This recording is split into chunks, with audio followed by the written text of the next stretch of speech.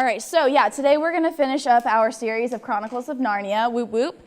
And next week you will not have youth because we will be coming back from Lookup Lodge and I'll be dead. Not really, but just tired. And also because President's Day is the next day.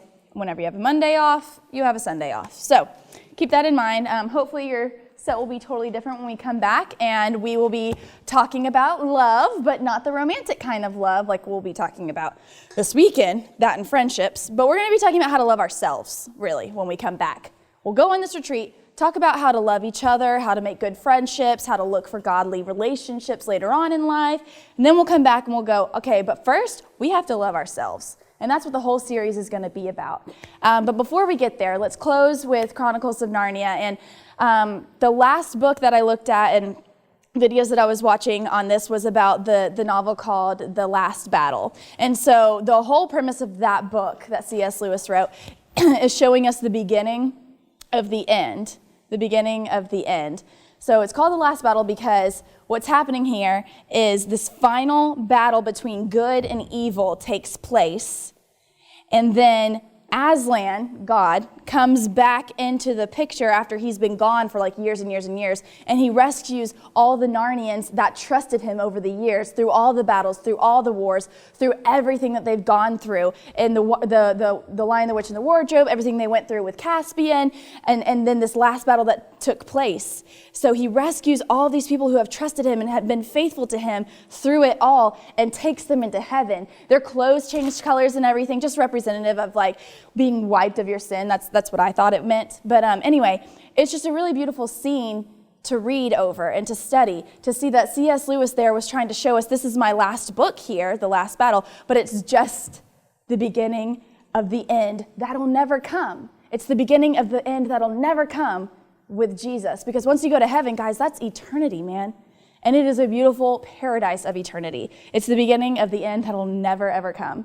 And so the theme that I want you guys to walk away with today is in the long run. Have you guys ever heard that phrase? Well, in the long run, you won't worry about that. Or in the long run, blah, blah, blah. Y'all ever heard that before? Okay, well, I was looking up that phrase earlier today and this past weekend, and I saw that in the long run is a phrase that was coined in the 1600s, and what it's talking about is like finishing a race. So, Stefan, whenever you are running in any kind of race or a cross country or track or whatever, what is your main goal? Besides getting the best time possible. Besides that, what's your goal?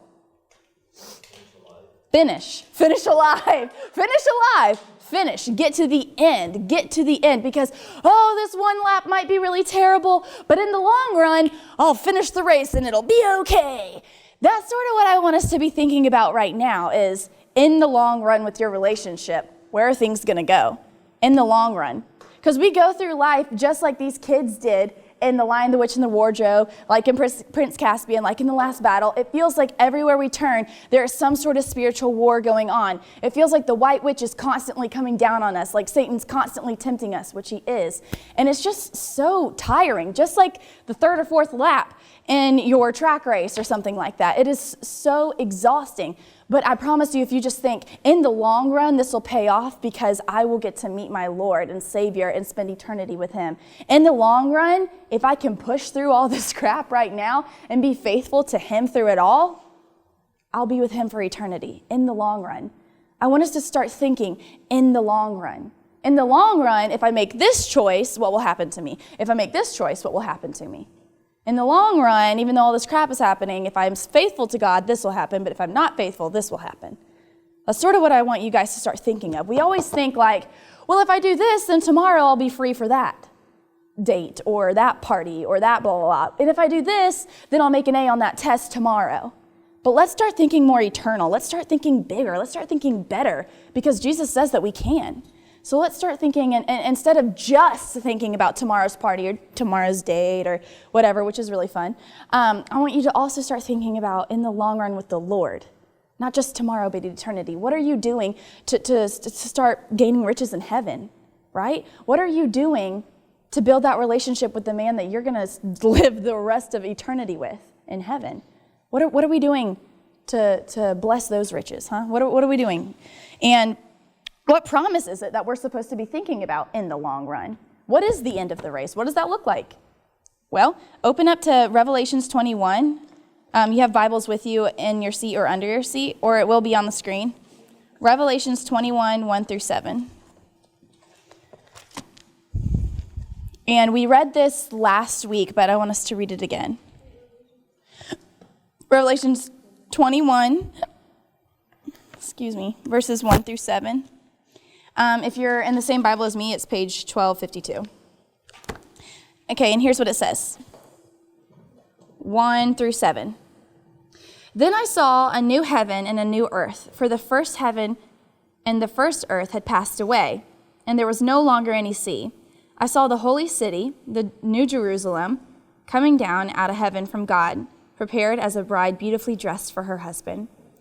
And I heard a loud voice from the throne saying, "Look, God's dwelling place is now among the people, and he will dwell with them. They will be his people, and God himself will be with them and be their God. He will wipe every tear from their eyes. There will be no more death, no more mourning or crying or pain, for the older things have passed away." He who was seated on the throne said, "I am making everything new." Then he said, "Write this down, for these words are trustworthy and true." He said to me, "It is done. I am the Alpha and Omega. I am the beginning and the end. To the thirsty I will give water without cost from the spring of the water of life. Those who are victorious will inherit all this, and I will be their God, and they will be my children." That's the long run. It's not just a finish line like it is in a race, which is really exciting to get to. It's not just the end zone for a football player, which is super exciting to get to. It's not just the A on a test, which is really exciting for a student to get to. Guys, it is a lifetime. It is multiple lifetimes, eternity of lifetimes, where you no longer have crying, no more pain, no more suffering. And he's saying, you don't have to pay for water. And I'm going like, I'm cheap, so hey, that works out.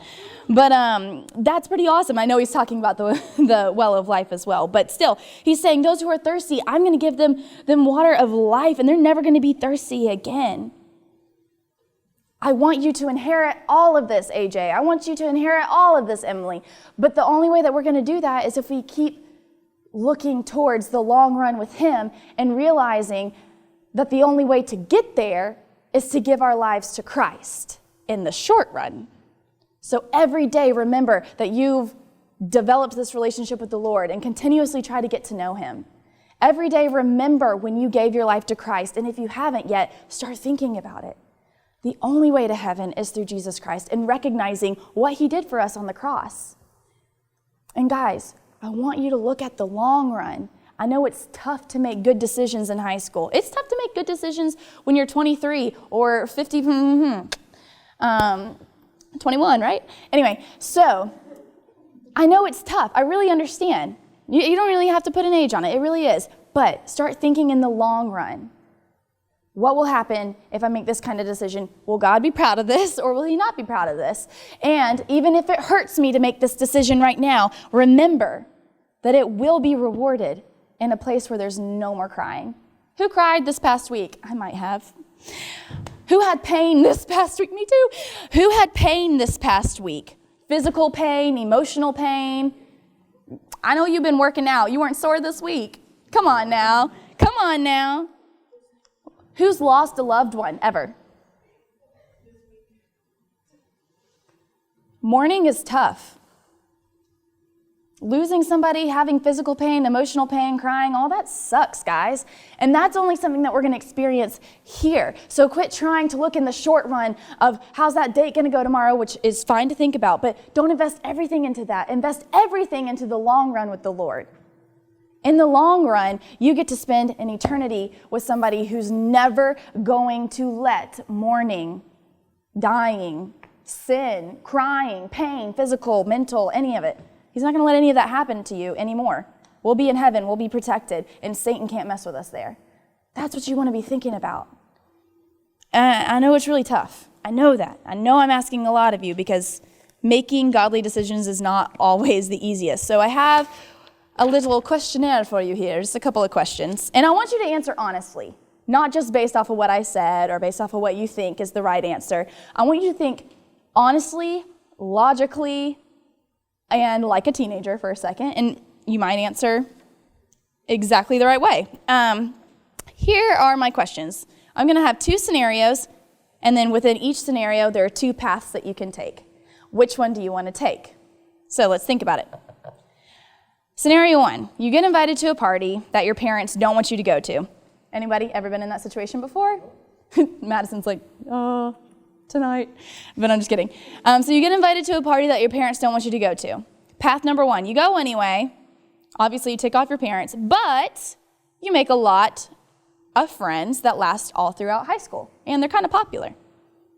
That's path number 1. Path number 2, you don't go, you make your parents happy, but it results in you never getting invited to parties for the rest of high school. All right, so path number 1 or path number 2, just hold up your fingers. Number 1, 2, it's a hard one. Number 1, number 2, it's more 1 than 2. Actually, it's split in here. Okay, so. Right. Okay, I understand that. So here we go.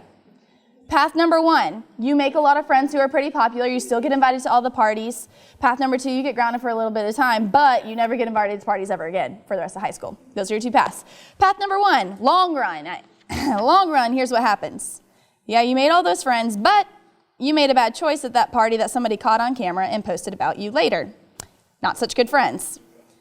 Path number 2 resulted in this. You got grounded, and that sucked. But God blessed you with more morally sound friends that you kept for the rest of your life. Why did they get grounded for not going to the party? Oh, I'm sorry, you didn't get grounded. That wasn't the first one. I'm sorry. I read it wrong. I might be dyslexic. It's fine. Anyway, God blesses you for obeying what your parents said, and then you get blessed with morally sound friends for the rest of your life. Now, we don't always think about the long run, though, guys. We don't always think about the long run. And then honestly, path 2, those morally sound friends may not happen until way later in life. Way later in life. Because in college, I mean, you guys know a lot about my testimony and kind of what's happened to me in college and the choices I decided to make for a period of time. And I'll tell you that there were some parties that I know I didn't have to ask permission anymore because I was in college. So seniors, this goes out to you. Really be thinking about this too. I didn't have to ask permission anymore. I lived on my own. But there were a lot of parties that I knew when I got there, I was like, my mom wouldn't really be proud of this. Or my dad or my sister probably would not want me to be here because there's X, Y, and Z happening here. But I made all these friends who contacted me, and they wanted to hang out with me and stuff. But then come to find out, they talked about each other behind each other's backs. They encouraged me to do things that I should not have been doing, to talk in a certain way that I definitely didn't want to talk in. That has taken me a very long time to get rid of that kind of language. That really affected me. But I had friends in the short run. But in the long run, they blessed me with a whole lot of baggage that took me a long time to get over. They're still good people. They're still God's children, but we were not good friends for each other. And I made some poor decisions with that. I should have been thinking in the long run. And when I finally did, I moved home and I made a whole lot better friends. I reconnected with older friends and I found you guys. And my life was extremely different. Whoop, whoop, yes. So it's just something to think about. And especially now, in this day and age, that path number 1 is so easily doable. You go to the party, you make one bad choice, and somebody catches it on camera. Yeah, that's totally possible. Scenario 2. Okay, this one's really tough. This one's really, really tough. I asked Patrick this, and he was like, I don't know. Okay, scenario number 2. Oh, by the way, he's at a Disciple Now retreat, in case anyone was wondering where he was. Yes, he's at D now. Well, he's on his way back, but he was playing drums. So, scenario 2, you didn't study for a test that you have today. Anyone been there? Yes. Okay, you got a test that you didn't study for, and it's today, and your friend offers to let you look off their paper. Ooh, I'm sweating already. Okay, path number 1, you don't take your friend up on the offer. You fail the test, and your parents are so ticked that you're grounded for a month.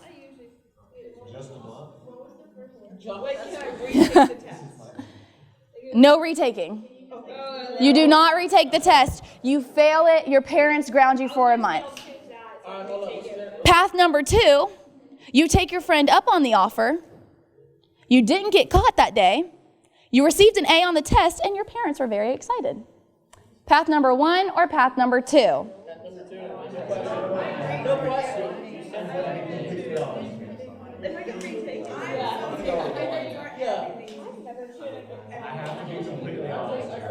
I've got half and half here. All right, I've got half and half here. Pender's like. I am guilty. How many did you just test? All right, let's say it doesn't matter. It's a test. Yeah. Okay, so you were half and half here. So let's think long run. In the short run, with choice number 2, you got an A, and your parents were really happy. But what was the long run of that choice?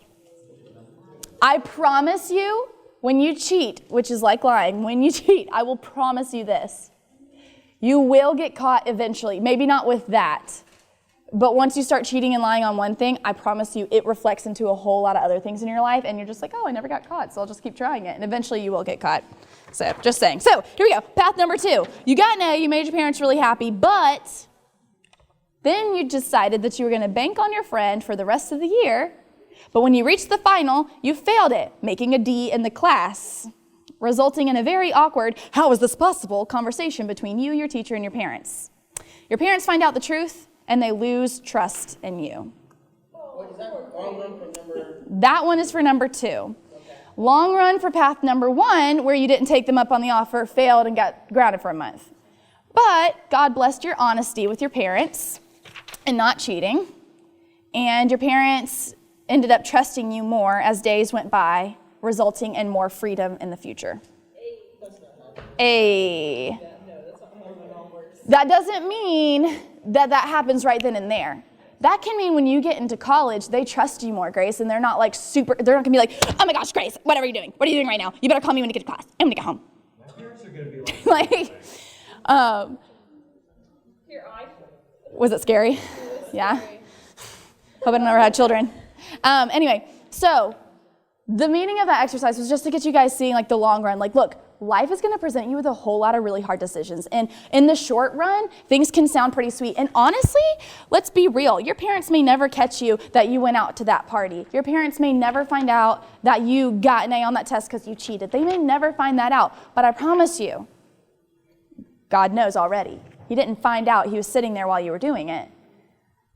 And not that he is not a punishing God. He is not a punishing God. But I will tell you this, Satan will see that too.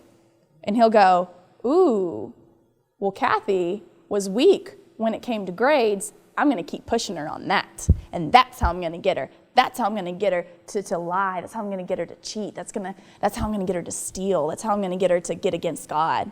He's constantly trying us, even if he knows that we're already saved and we're going to heaven. He's going to use that to show other people who aren't Christians, oh, look what the Christian does. I'm telling you. God sees it and Satan sees it, and he's going to use it. But I know it's tough to make good decisions, and I don't always make good decisions. I haven't been perfect in my life. I know that. And I know, I might sin another day on this life. Maybe not. I'm kind of perfect now, but I'm totally kidding. But what I'm saying with that is just be prayerful over every decision that you make. And if at any point in time you're feeling this like pit in your stomach, like, ooh, this doesn't feel right or whatever, and if you've invited the Lord into your heart, that's your conscience. That's called conviction. But listen, God's not going to condemn you. He's going to convict you. So that means you're going to have a choice to make. And he's going to love you no matter what. But I promise you it is so much harder to turn back around to him and be like, oh my gosh, Father, look what I've done. I've made a mess out of my life and I got to start all over. Make it easier on yourself by going ahead and looking at the long run, looking at Revelations 21 and going, that's the life that I want, and I'm going to fight for that until I die. That's what I want you guys to look at. Proverbs 27 is what we're going to look at next.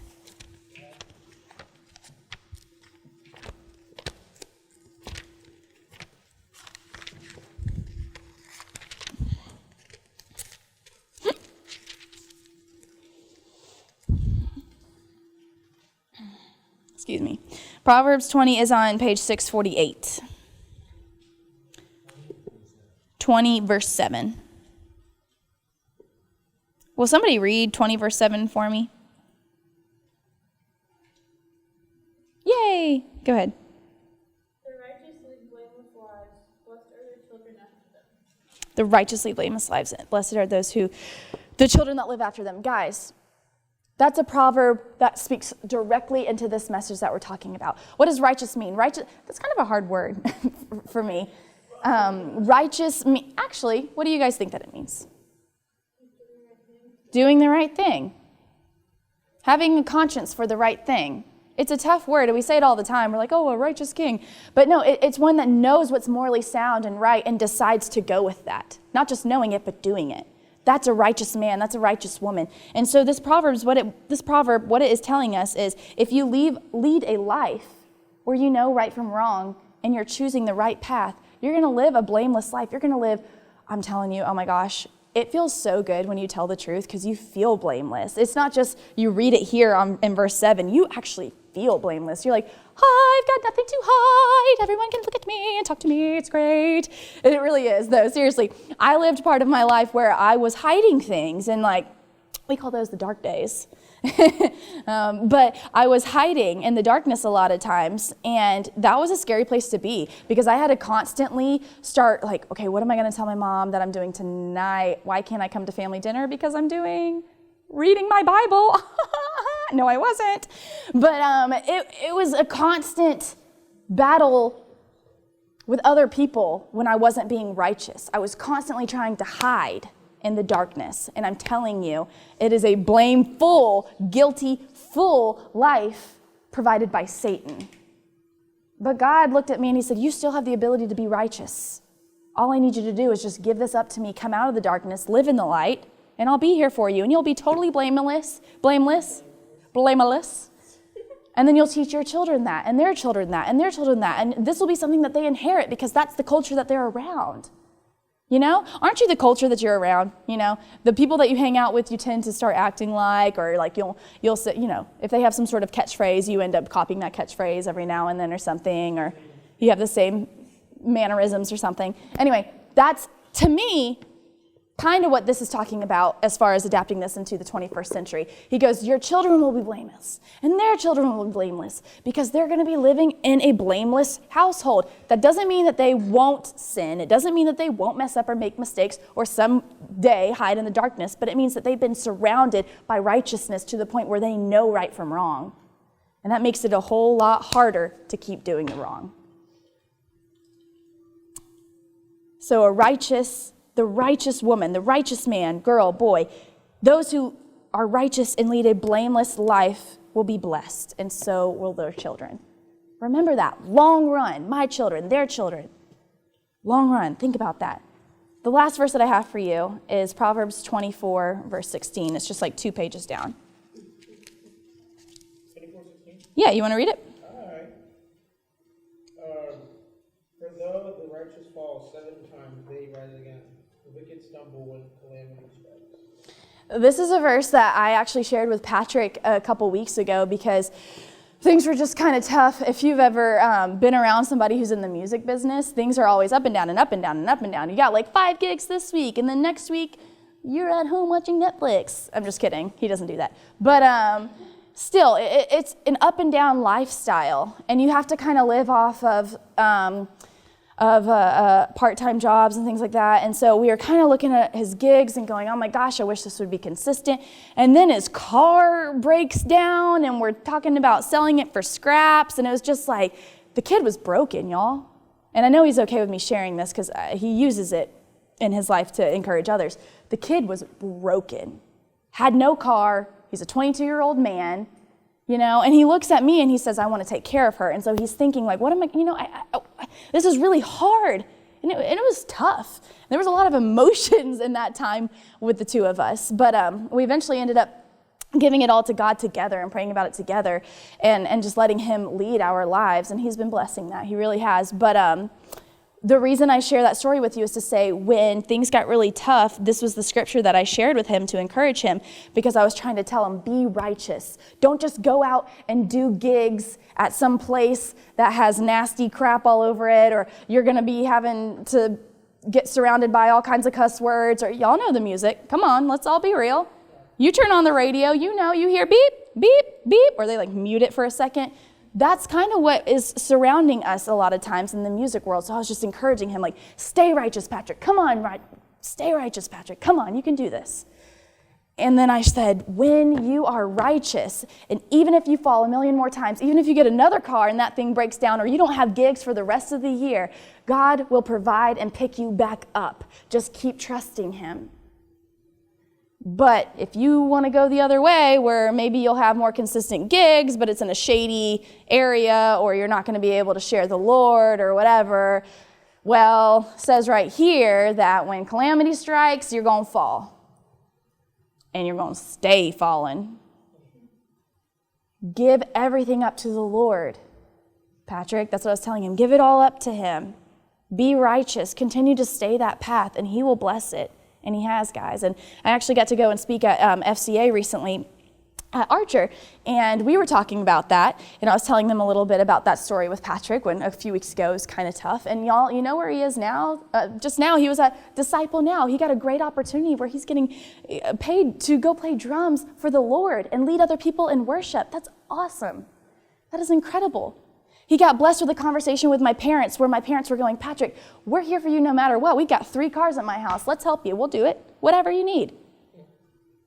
And you know why I think that those blessings came? Even though it wasn't a car and it wasn't a salary balance or something, it was little tiny snippets of encouragement because he was choosing a righteous path. And what I was telling them at Archer is the righteous path that he has chosen is I refuse to say cuss words in my music.